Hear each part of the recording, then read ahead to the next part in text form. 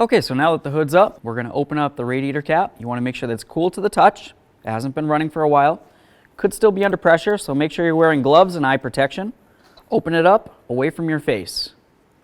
We'll set the cap aside and we can continue. So we're under the vehicle. We found our petcock. Obviously, we still have our safety glasses on and hand protection.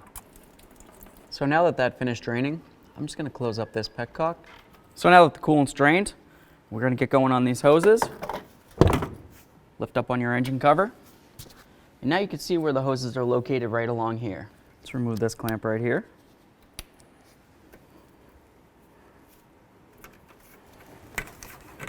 There we are. Still got a little bit of coolant in there, so make sure you have your collection receptacle. So if you follow this hose, you're gonna see it comes all the way up here, up along to the top, okay? So we're gonna remove that clamp. We're gonna remove the clamp for the lower hose there because we're gonna be replacing that at the same time. All right, so let's go for that upper hose. Try to grab that clamp and see if I can pull it away. Get this stuff out of the way. There we go, just slide that down.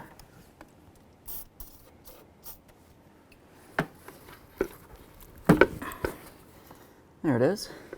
All right, you can see where the bottom goes. It goes over to here. You can see where the bottom goes. It goes to the lower portion there. Just remember that. Just gonna use a crayon. I'm gonna mark this hose and the bottom right there, just so I can remember. At this point, we can get this one out of the way a little bit, and we'll work on getting this lower hose off. Just gonna give it a tug, see if it wants to play nice. Oh yeah, that one came off easy. Sweet.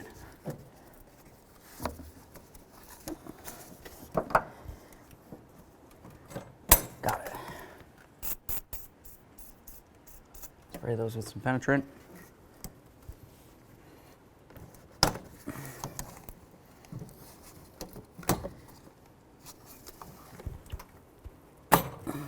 There we go. Let's get this one out of here. Keep in mind that it may have coolant in it. The smaller one has this right here. To remove it, you need to squeeze on these, and then it should release.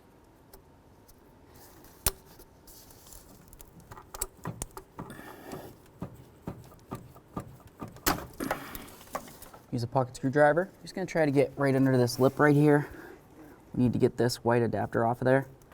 So you just kind of pull it up over the lip and spin it and do the same thing to the other side. If you can get it to spin.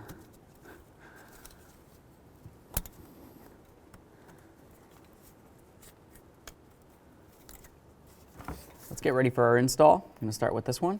Clip it in.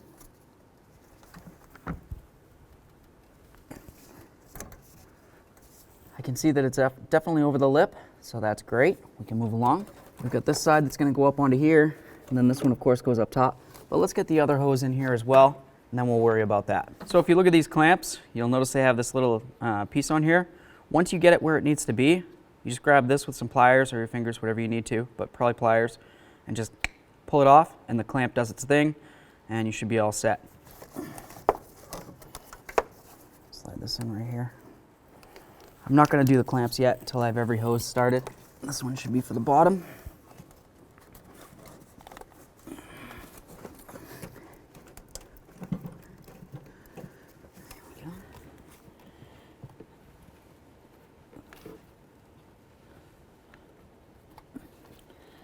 Okay, that one's on there. This one.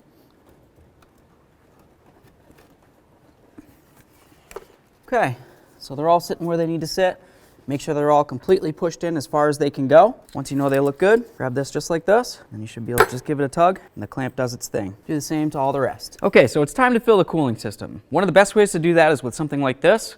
What this does is it creates vacuum inside the cooling system, and it's going to help check for leaks. If you notice that your gauge goes down or it starts dropping pressure, you probably have a leak someplace. You might have a clamp loose or something like that. If it holds pressure like this is, you're doing all right.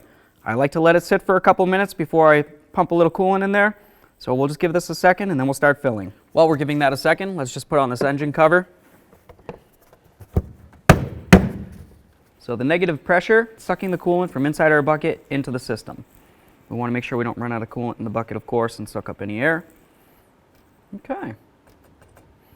All right, so now that we filled it using vacuum, we're just going to use this funnel, and we're going to let this be a little burping device, and it's going to help get all the air out of there. So we'll go just like that. Now you can grab your upper hose, give it a couple squeezes. You can see it working out some air. And that's going to continue happening. What we need to do now is run the vehicle and wait for it to finish burping out all the air, and of course wait for the cooling fans to turn on. So now we're just going to run the vehicle. We're going to watch our temp gauge and make sure it doesn't go spiking all the way up into the hot range. We just want it to kind of sit towards the middle there. We're going to wait for those coolant fans to turn on, and we're going to wait for no more bubbles to be coming out of the funnel. Just make sure your heat's all the way on high, temperature wise, and of course the blower motor is helpful. So once you see that you have no more air bubbles coming out of your funnel, we're just going to plug it up, grab a little funnel out of there, bring it right over here.